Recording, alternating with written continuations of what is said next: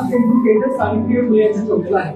तर महाराष्ट्रात आपल्या पुण्यातील होत्या, पुण्यातील भिडेवाडा यामध्ये त्यांनी काय घेतलं की म्हणजे त्यांच्याविषयी दोन ओळी क्रांतीज्योती ज्ञानज्योती सावित्रीबाई फुले यांच्याविषयी दोन ओळी केलेल्या होत्या. त्या बघा शिक्षणाने सुशिक्षित होऊ हा तुमचा होता ध्यास, शिक्षणाने सुशिक्षित होऊ हा तुमचा होता ध्यास, तुमच्या विचाराने सजू येणारे क्षण खास.